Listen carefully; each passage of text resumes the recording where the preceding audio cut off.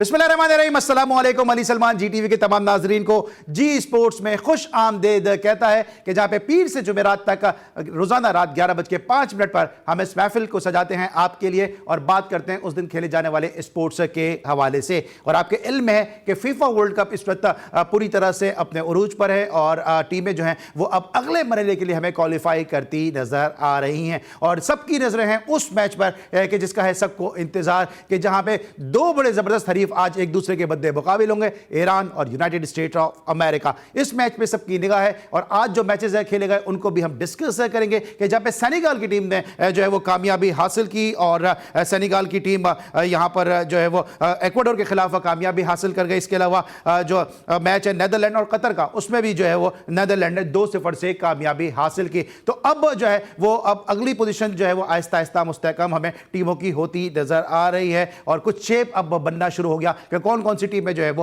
Quarter final तक रसाई हासिल कर सकेंगी। इसके साथ साथ पाकिस्तान और इंग्लैंड की टीमों के दरमियान 3 टेस्ट मैचेस पर मुश्तमिल सीरीज का पहला टेस्ट मैच खेला जाएगा रावलपिंडी में। इस हवाले से तैयारियां की जा रही हैं और राशिद लतीफ को भी वहां पे मदऊ किया गया कि जिन्होंने सरफराज अहमद और मोहम्मद रिजवान को विकेट कीपिंग के हवाले से टिप्स दी हैं। बात करेंगे क्रिकेट और फुटबॉल दोनों हवालों से, लेकिन सबसे पहले प्राइम का फॉर्मेट, आज की टॉप स्टोरीज।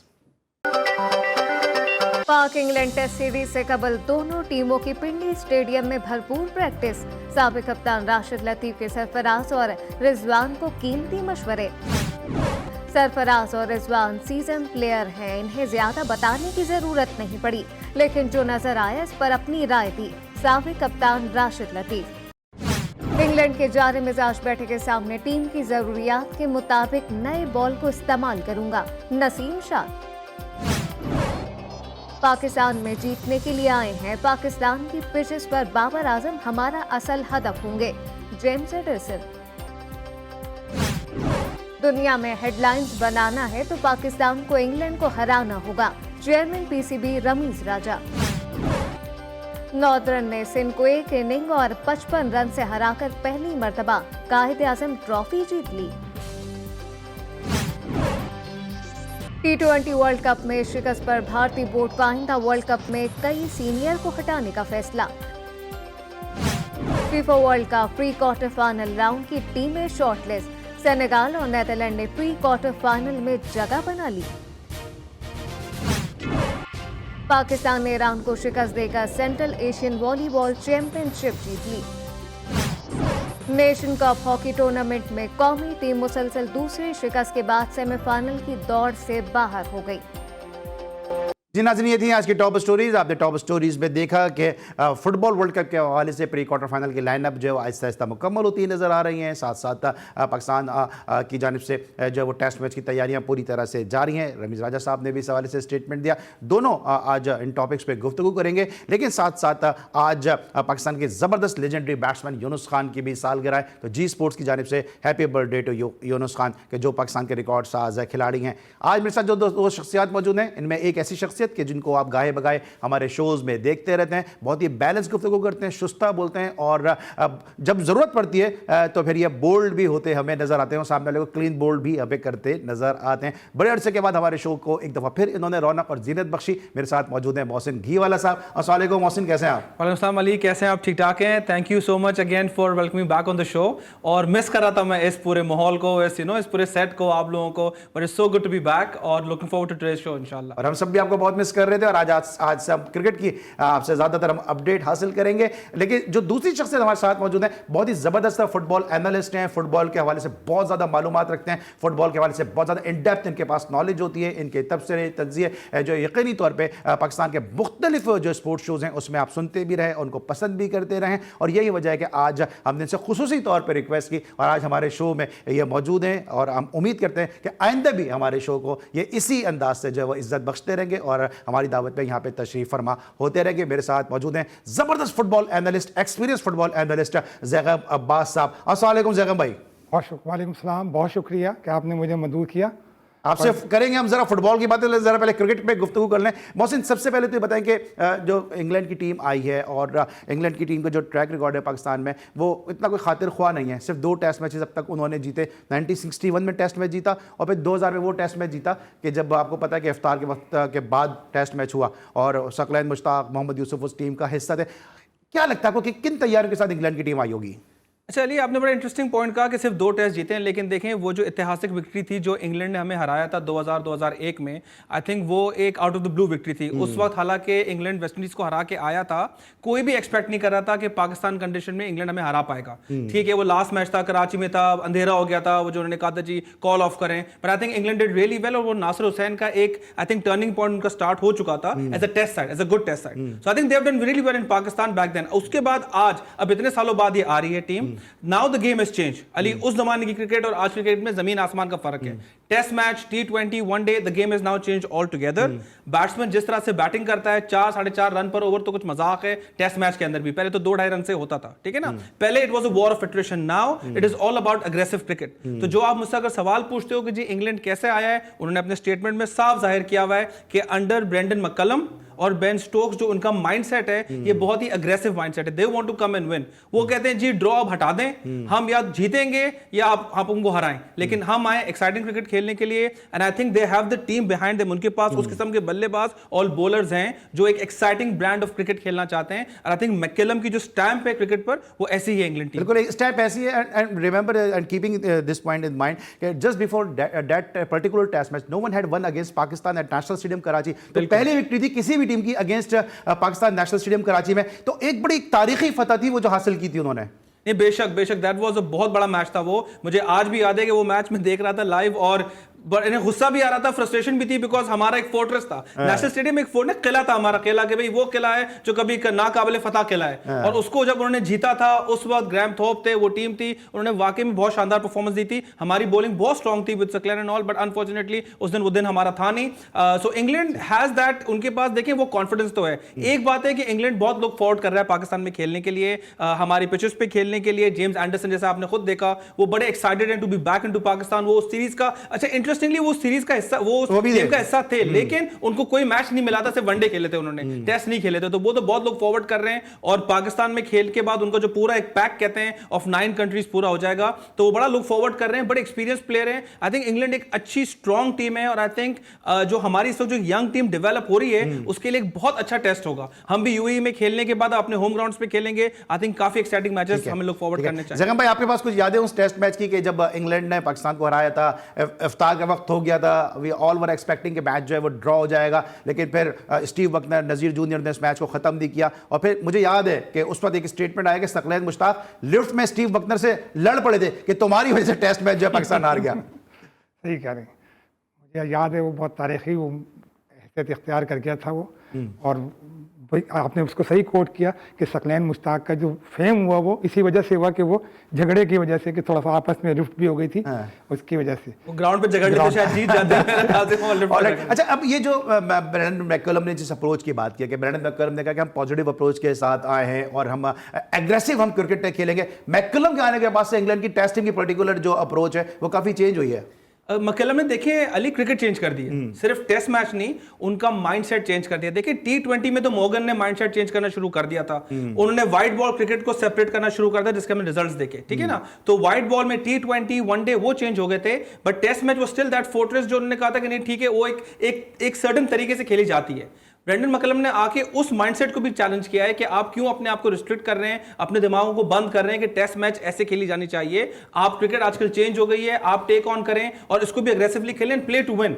सबसे बड़ी बात मैकलम की है या सोच की है कि आप जीतने के लिए खेलें, ड्रॉ के लिए नहीं। जब उस माइंडसेट से आप ग्राउंड पे उतरते हैं एज अ प्लेयर ना, तो आप बहुत डिफरेंट तरीके से बॉल को और बैट को और फील्डिंग को देखते हैं। आप हर जगह अग्रेसिव खेलते हैं बिकॉज आपके लिए you want to win all the time. आपको वो नहीं होता कि चलें जी मैं विकेट बचा लूं, मैं वो कर लूं, बिकॉज उनको पता होता है कि हमारे पास मेरी टीम की बैकिंग है, मेरी कोच की, मेरे सेटअप की बैकिंग है। बिल्कुल। तो वो जो एक एक्स्ट्रा बिट हमें चाहिए होता है एज अ प्लेयर, वो अग्रेसिवनेस का, जहां मुश्किल वक्त होते हैं वहां जो अग्रेशन है वो थ्रू कर देता है। आई थिंक मैकलम ने वो कॉन्फिडेंस दिया इंग्लैंड की टीम को कि आप जाके खेलें, हम आपके पीछे बैठे हैं। जगह भाई आपको क्या लगता है वो जो एग्रेशन जो मैकलम के आने के बाद से आया, पूरा एक सिनेरियो चेंज हुआ इंग्लैंड के ड्रेसिंग रूम का, फिर उसका एग्जीक्यूशन हमें ग्राउंड में नजर आया, क्योंकि इससे पहले इंग्लैंड जो था वो अपनी रिवायती तरह की क्रिकेट खेलता था, जेफ बैकवर्ड, क्रिस टेवरे जैसे प्लेयर उनके मशहूर थे जो ठक्कर लगा के खेलते थे, लेकिन अब हम काफी तब्दीली देख रहे हैं। बिल्कुल, इसलिए कि देखें, अगर आप गौर करके देखें तो test cricket is very different with the T20 and 50-50 one day match के हिसाब से। तो यकीनन इसमें पूरी स्ट्रेटेजी जो है बिल्कुल चेंज करनी पड़ती है कि जिसकी वजह से आप कुछ रिजल्ट गेन कर सकते हैं। और देखिए, मैं ये ज़रूर कहूँगा कि इतने सारी चीज़ों में कि इसमें बहुत से जो शायकीन हैं और जो नाज़रीन हैं वो खुद भी एक बेहतरीन एक किरदार अदा करते हैं जजमेंट का। तो मेरी ख्वाहिश और हर पाकिस्तानी की ये ख्वाहिश होती है कि वाकई में जब हमारी पाकिस्तानी टीम जो है वो एक बेहतरीन परफॉर्म करे, ये हर पाकिस्तानी की ख्वाहिश होती है। और इस टेस्ट में भी सब उम्मीद लगा के बैठे हुए कि इंशाल्लाह पाकिस्तान जो है ये टेस्ट सीरीज इंशाल्लाह अच्छी कारकर्दगी। इंग्लैंड के कैंप से भी ये खबर है कि इंग्लैंड की टीम भी ये चाहती है कि तमाशाई आए और इंग्लैंड की टीम को सपोर्ट करें। हालांकि इंग्लैंड की अपनी जो बारहवीं आर्मी है उनके साथ साथ ट्रैवल करती है, लेकिन एक बड़े अच्छे माहौल में सीरीज खेली जा रही है, एक अच्छी सीरीज होगी है और बड़ी जबरदस्त कॉम्पिटेटिव क्रिकेट हमें यहाँ पे देखने की उम्मीद है। और पिंडी की विकेट वैसे भी सीमर्स को काफी सपोर्ट करती है, जो उनका वेदर है, जो उनके क्लाइमेटिकल कंडीशन हैं वो फास्ट बॉलर को मदद करती हैं और क्रिकेट का असल हुस्न जो है वो है फास्ट बॉलिंग। तो बहुत जबरदस्त इस टेस्ट मैच है की उम्मीद है। मजीद डिस्कस करेंगे, राशिद लतीफ ने टिप्स दी हैं पाकिस्तानी विकेट कीपर्स को, जाके उस पर बात करेंगे। बाबर आजम को टारगेट किया इंग्लैंड की टीम ने, उसको भी डिस्कस करेंगे। और साथ साथ इंडियन टीम से अगले T20 वर्ल्ड कप के लिए कई सीनियर्स को रिमूव किया जा रहा है, इस पर डिस्कशन करेंगे अपने दोनों मौजूद क्रिकेट एनालिस्ट से एक छोटे से ब्रेक के बाद।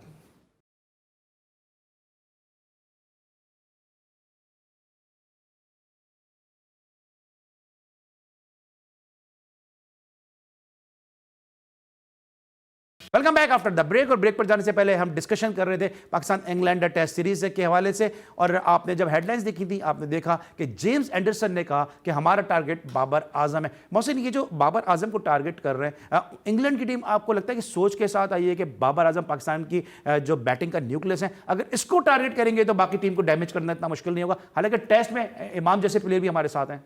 इमाम है, अब्दुल्ला शफीक हैं, टीम तो आपकी स्ट्रांग है, उस तरह से बैटिंग तो डिफरेंट है। और बाबर आजम टेस्ट में उस लेवल पे इतने रन उन्होंने नहीं कि जितने से वो वनडे में कर चुके बैठे हैं, ठीक है ना। हम स्ट्राइक रेट्स की बात नहीं करेंगे वरना फिर रफी भाई का फोन आ जाएगा।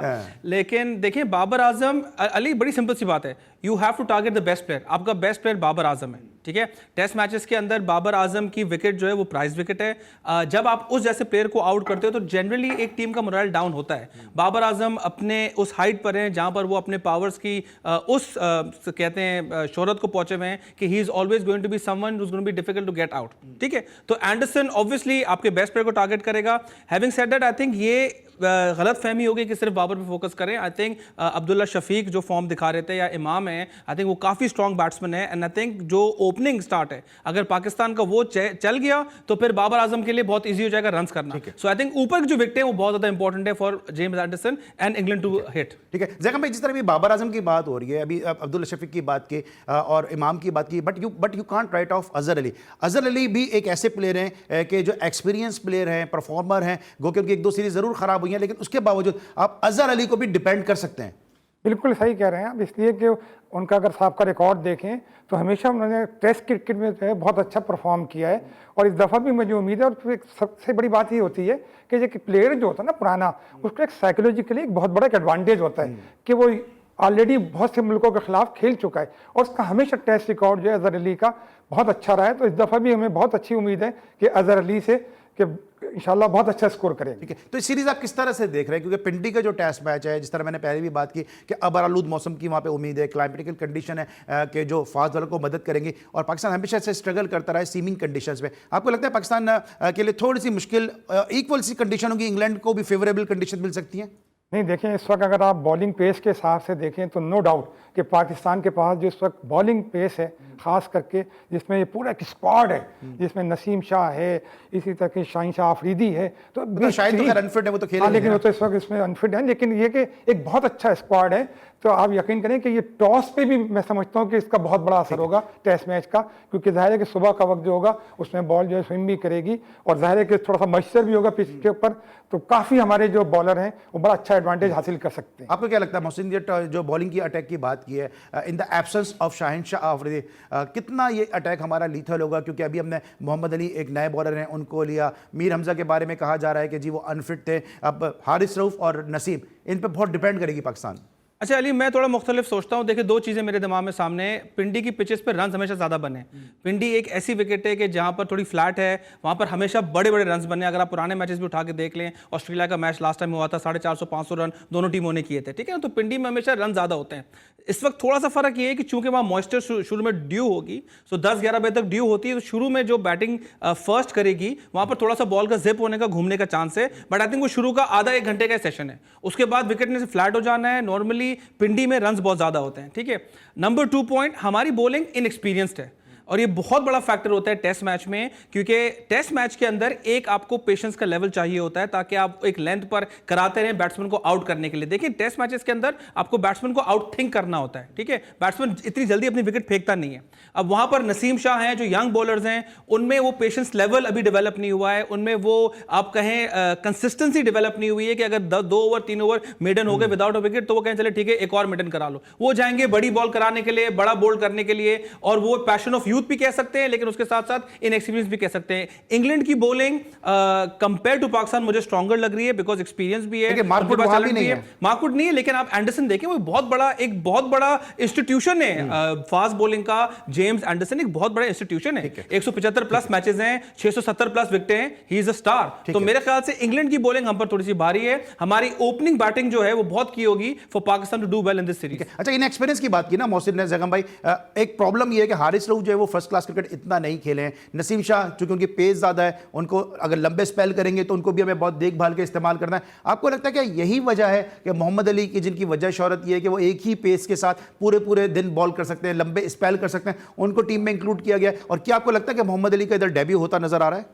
बिल्कुल, मैं इस वक्त बहुत पुरुमीद हूँ क्योंकि हमारे अपने होम ग्राउंड पे जो है ना ये सीरीज हो रही है, तो इसमें अमूमन ये होता है कि जो माहिरीन होते हैं वो कोशिश करते हैं, क्योंकि देखिए ये प्रोड्यूसिंग एक यूनिट भी कहलाता है कि ज़ाहिर है हमें एक एडवांटेज होता है कि लड़के को अगर हम खिलाते हैं तो उसको एक साइकोलॉजिकली एक बड़ा अच्छा एडवांटेज होता है कि मेरा अपना होम ग्राउंड है, अपनी कंट्री है, तो वो कोशिश भी करता है कि बहुत अच्छी परफॉर्मेंस दे ताकि ये कि वो अपना एक मकाम हासिल कर सके। तो मुझे उम्मीद है कि इंशाल्लाह इस दफ़ा भी जो है ना बहुत अच्छी ये सीरीज नाज़रीन को जो है क्रिकेट के देखने को मिलेगी। और तब्दीलियां पाकिस्तान की टीम में भी हो रही हैं, तब्दीलियां साथ साथ इंडिया की टीम में भी हो रही हैं। इंडिया के हवाले से खबर ये है कि वो अपने T20 का जो नेक्स्ट वर्ल्ड कप है उसके लिए अपने स्क्वाड में सीनियर्स को रिमूव कर रहा है और कई यंग प्लेयर को शामिल करेगा। बड़ा अच्छा उनके पास टैलेंट है। अभी आपने ऋतुराज गायकवाड को देखा कि इसने 7 छक्के लगाए 7 मुसलसल गेंदों पर।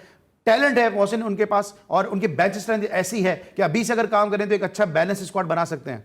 अच्छा, ये इंडिया की एक बहुत ही पॉजिटिव बात मैंने देखी है कि दे आर नाउ सेइंग कि हम टारगेट कर रहे हैं 2024 का वर्ल्ड कप, ठीक है। मैं अगर इंडिया के इतिहास देखूं इन द लास्ट 15-20 ईयर्स की हम बात करते हैं, ज़्यादा पीछे नहीं जाते, तो मैं गांगुली धोनी को कहूंगा कि उन्होंने अब गेम चेंज किया है इंडिया का, उनकी जो माइंडसेट और मेंटालिटी चेंज की है। जो गांगुली ने अग्रेसिव लाया था इंडिया को, उससे पहले इंडिया इतना अग्रेसिव नहीं था, तो गांगुली वो अग्रेशन लाए, उसके बाद धोनी उसको नेक्स्ट लेवल पर ले गए कि हमने मैचेस और टूर्नामेंट्स और ट्रॉफीज किस तरह जीतनी है, ठीक है। तो वहां पर वो पूरा चेंज हुआ था, उन्होंने सीनियर प्लेयर्स ड्रॉप किए थे। आई थिंक इंडिया को अब वो डेडवुड क्लियर करना होगा और 2024 के लिए एक बहुत ही एक्साइटिंग और यंग और एनर्जेटिक टीम लानी होगी, because end of the day T20 is a young man's game, ठीक है ना। आपको फेयरलेस चाहिए, फेयरलेस क्रिकेट चाहिए। जैकब भाई ये बताएगा कि अगर फेयरलेस की बात कर रहे हैं, यंग टैलेंट की, फ्रेश ब्लड की, यंग लेग्स की बात कर रहे हैं, तो क्या आपको लगता है कि जो रिमूवल की हम जो डिस्कशन यहां पे कर रहे हैं, रोहित शर्मा और विराट कोहली का फ्यूचर अब T20 में नहीं नजर आ रहा?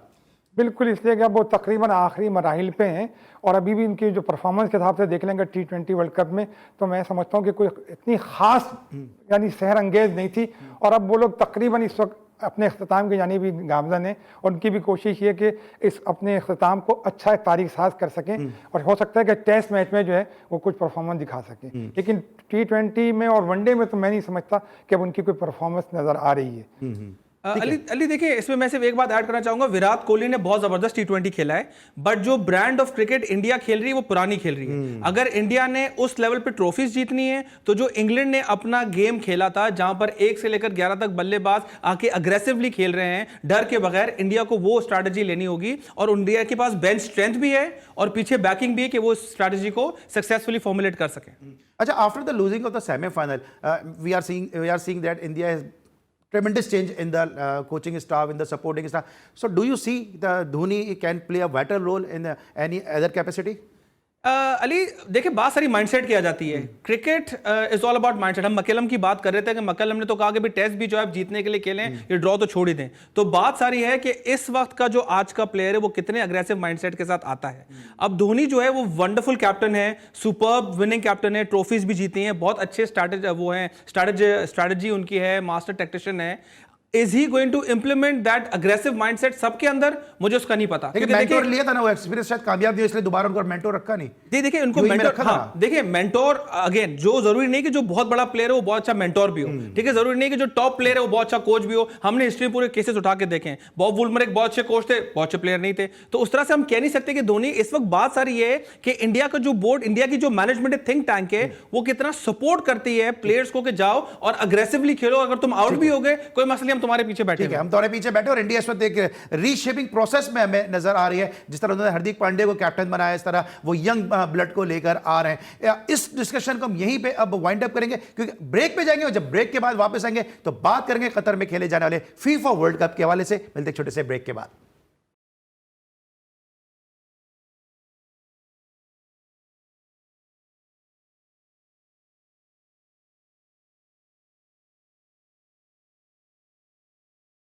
Welcome back after the break. और अब हम डिस्कस करेंगे फीफा फुटबॉल वर्ल्ड कप को।